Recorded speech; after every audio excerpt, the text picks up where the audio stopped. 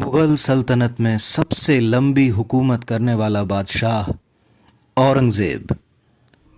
कुछ के लिए वो एक काबिल हुक्मरान और जंगी सरदार था, तो कुछ के लिए धार्मिक हिंसा करने वाला सख्त मिजाज डिक्टेटर। उसने अपने पिता शाहजहां को कैद किया, भाई दारा शिकोह को मरवाया और मुगल सल्तनत को उसकी ऊंचाइयों तक पहुंचाया। लेकिन क्या उसकी सियासत ही मुगलों के पतन की वजह बनी, या फिर वो एक दूरअंदेश हाकिम था? उसकी मौत के लगभग 320 साल बाद भी आज उसके नाम पर आग लगी हुई है। आइए औरंगजेब से ही पूछते हैं वो क्या सोचता है अपने बारे में। अपनी मौत से पहले औरंगजेब ने अपने दो बेटों आजम शाह बहादुर और काम बख्श को अलग अलग खत लिखे, जिनमें औरंगजेब ने अपनी नजर से खुद की जिंदगी का निचोड़ बताया है। आइए सुनते हैं मौत के बिस्तर पर पड़ा औरंगजेब क्या कह रहा था अपने बेटों से।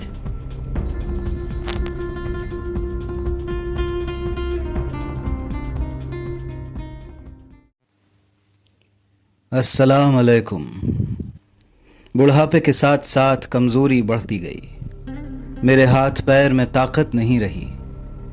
मैं यहां अकेला आया था और एक अजनबी की तरह जा रहा हूं। समझ नहीं आता कि मैं कौन हूं और दुनिया के लिए किस काम का हूं।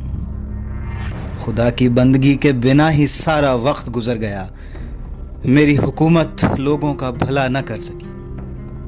मैंने अपनी जिंदगी जाया कर दी। खुदा मौजूद है, लेकिन मैं उसे देख नहीं पाता। जिंदगी डावाडोल है, न माजी की कोई निशानी बची है, न मुस्तकबिल की कोई उम्मीद। यहां तक कि बुखार भी मुझे छोड़ गया है, सिर्फ चमड़ी बची है। मेरा बेटा काम बख्श वैसे तो बीजापुर गया है, लेकिन मेरे पास ही है। और बेटे तुम मेरे और भी पास हो, लेकिन मेरा चहेता शाह आलम तुम सबसे दूर है। खुदा की मर्जी से मेरा पोता मोहम्मद आजिम हिंदुस्तान की सरहद पर है। पूरी शाही फौज हैरानी और उलझन में फंसी है। असल में फौज मेरी तरह ही बेचैन है। मैं जिसने खुदा के बदले अकेलापन चुना, मैं जो घबराहट में एक पारे की तरह बेचैन हूं। मैं इस दुनिया में अपने साथ लाया तो कुछ नहीं था, लेकिन अब मेरे कंधों पर मेरे गुनाहों का बोझ है। मुझे नहीं मालूम मुझे क्या सजा दी जाएगी। मैंने अपनी जिंदगी की नाव को गुमनामी और अकेलेपन के समंदर में धकेल दिया है। हालांकि मेरे रियाया की हिफाजत खुदा करेगा, लेकिन यह जरूरी है कि मेरे बेटे हालात पर नजर रखें, ताकि खुदा के बंदे और मुसलमान नाहक कत्ल न किए जाएं। मेरी आखिरी दुआ मेरे पोते बहादुर तक पहुंचा देना, जिसे मैं रवानगी के वक्त देख न सका। हालांकि बेगम बज़ाहिर गमजदा तो हैं, लेकिन खुदा उनका हाफिज है। औरतों की कोताह नजरी का नतीजा बजाय नाउम्मीद के और कुछ नहीं।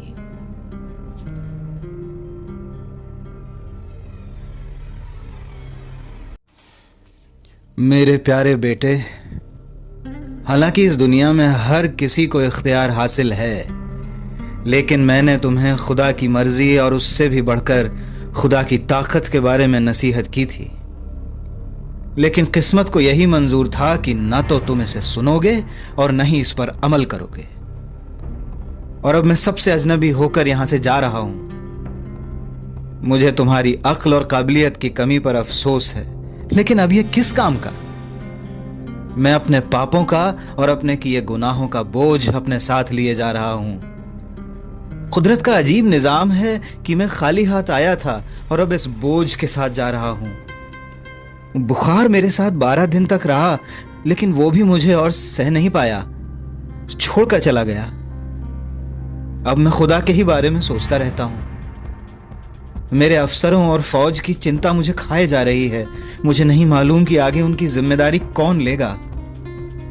खुद के बारे में तो मैं बेसुध हूं। मैंने बहुत पाप किए हैं। नहीं मालूम मुझे इन पापों की क्या सजा मिलेगी। मेरी रियाया की रखवाली तो खुदा करेगा, लेकिन ये मेरे बेटों और मुसलमानों की जिम्मेदारी है कि वो अपने आप को हालात से बचाएं। आजम भी मेरे पास है और मैंने उससे तुम्हारे बारे में वो सारी बातें की जो जरूरी थी। तुम्हें भी मेरी आखिरी ख्वाहिश माननी चाहिए।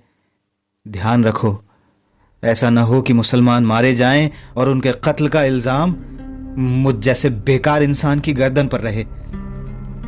मैं तुम्हें और तुम्हारे बेटों को खुदा के सुपुर्द करता हूं और खुद इस दुनिया से रुखसत होने की इजाजत चाहता हूं।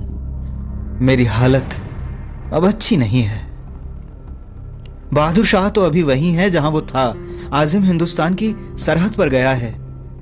मेरी बेटी जीनत उन्निसा, जिसने अभी दुनिया का लुत्फ लिया ही नहीं, बहुत दुख में है। बेगम तो अपनी हालत खुद ही समझ सकती हैं। और तुम्हारी मां उदयपुरी मेरी बीमारी में मेरे साथ ही थी। वो मेरे साथ ही मर जाना चाहती है। और सुनो, हालांकि मेरे रिश्तेदार और खादिम दिखाते गेहूं हैं और बेचते जौ हैं, फिर भी तुम्हें चाहिए कि बड़ी नरमी से मेहरबानी दिखाकर उनकी बेईमानी को नजरअंदाज करके उन्हें रोजगार दो। ध्यान रखना कि कपड़े के मुताबिक ही लिबास सिलवाओ। खुदा तुम्हें सलामत रखे।